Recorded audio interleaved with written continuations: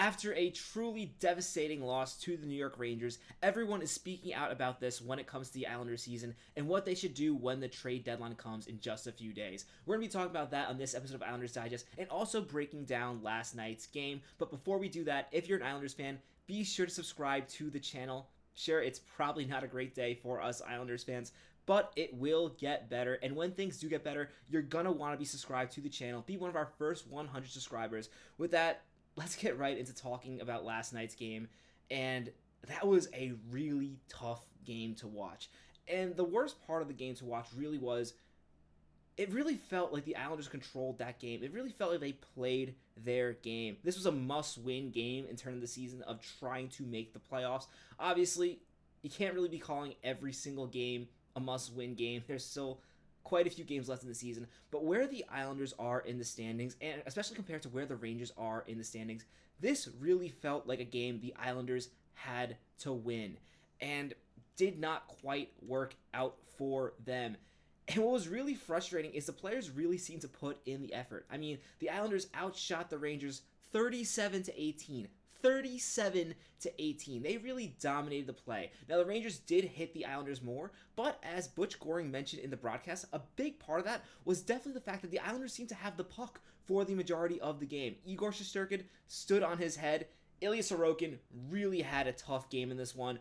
It's really hard for me to blame Ilya Sorokin too much. Did he have a pretty bad game? Yes, I think he really wanted back most of the goals he led in that night. Maybe there were one or two that couldn't really blame him, he couldn't see. But Ilya Sorokin really had to be better. But honestly, Ilya Sorokin has been great for the Islanders this season. Did he have a bad game last night? Yes. But a lot of the Islanders' woes going into this game have not been because of Ilya Sorokin, and I'm not going to turn on him just because of a bad game. What makes this really unfortunate, makes it even worse for the Islanders, is they really didn't have a backup on the bench other than Jacob Skarek. He did his best, didn't let any goals in, but yeah, not really ideal for the Islanders. Honestly, if they had a backup like Varlamov or even Hoberg, they probably would have pulled Ilya Sorokin earlier in the game. Maybe could have given the Islanders a chance to really get a boost and come back into this game. Didn't happen.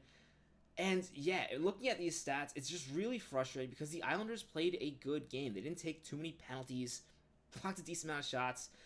They didn't take away the puck. They really need to take away the puck more from the Rangers, but a big part of that definitely was the Islanders did have the puck for the majority of the game. And honestly, if you look at the giveaways, the Rangers gave the puck away a lot more than the Islanders did in this game.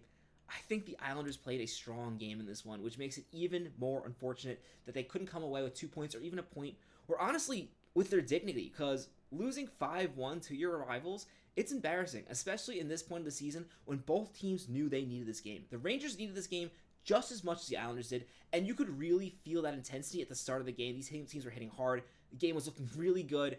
I was getting really excited, and then after the first few goals, the Islanders really fell apart. Not going to blame Ilya Sorokin. Sure, he didn't have his best game, but he's been so good this season.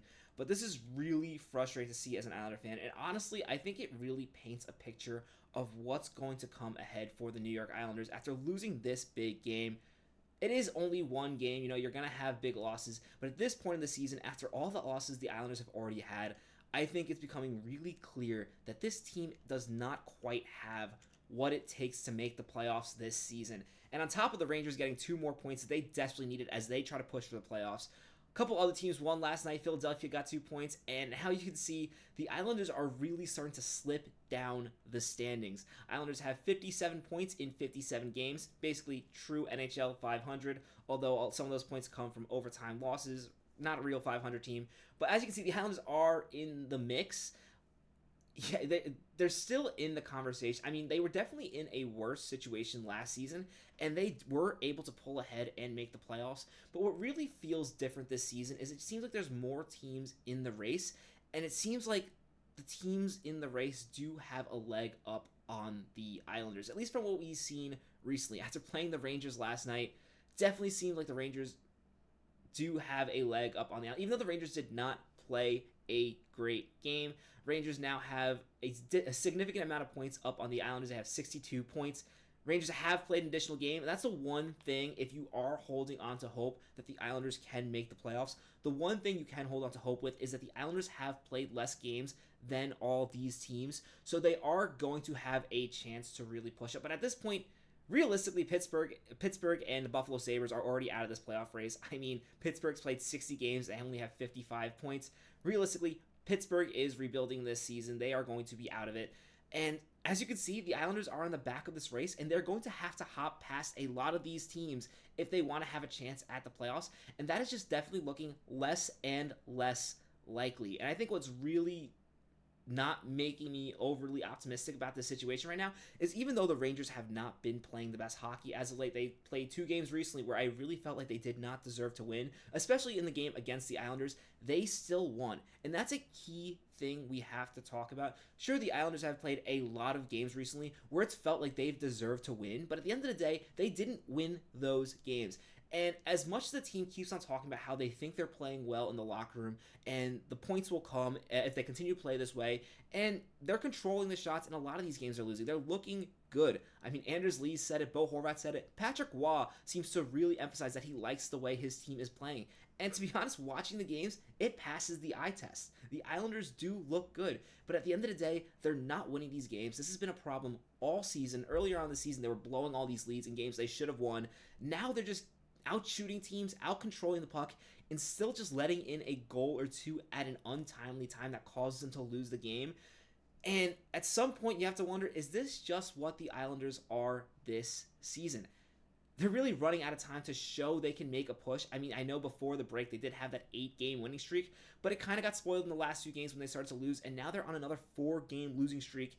And it really feels like the Islanders just do not have enough juice to get back in the playoffs. Now, we'll see what happens. The Islanders have proven us wrong before. A lot of times when you give up on this team is when they all of a sudden start to win games out of nowhere. But unless it starts happening right now, trade deadline's coming up, and that's a big part of why this loss hurts so much.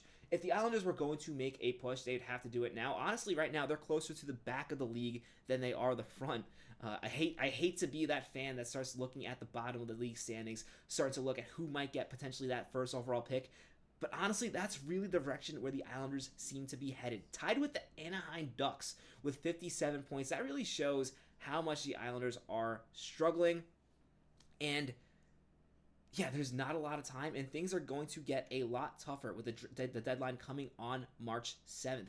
Looking ahead at the Islanders' schedule, they just lost this game to the Rangers. Their next game is against the Boston Bruins. If we look back at the standings, the Boston Bruins are another team that the Islanders are trying to push to pass in order to make that wildcard spot. The Boston Bruins are a team that was expecting to make the playoffs in the beginning of the season, so they're definitely not happy with only having 62 points so far on the outside looking in. That's going to be a tough game. The Bruins are not playing the best hockey, but again, the Islanders are not playing the best hockey. The Islanders currently don't have their best roster available. Mathew Barzal is still injured. We don't know when we're going to be getting him back. And all season, it's really felt like the Islanders' job has been to just win enough to be in the conversation for when they get their players back healthy. And the problem is the players never came back healthy. They lost Barzal again. They lost a couple defensemen again. They're getting those defensemen back now, but it just seems like the Islanders are running out of time. And with getting closer to the NHL trade deadline, as we look after the Bruins, their next 3 games, the Predators are a team they should be able to beat, but the Islanders have historically struggled with the Nashville Predators. And following that, they have another game against the Rangers, and then that trap game, the next game against the Winnipeg Jets. If the Islanders lose another 2 or so of these games, even if they win 2, lose 2, I think it's really clear at this point in the season that the Islanders need to sell.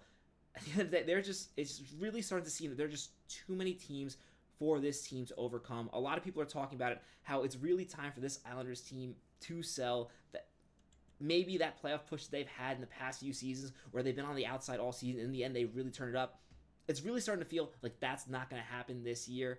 And honestly, other people are really talking about, even if that does happen, maybe it would just be better for the Islanders to continue to slide and just get that pick to really reinvigorate their lineup. As we can see, I really don't like to be that type of fan to talk about the draft lottery and the draft lottery odds.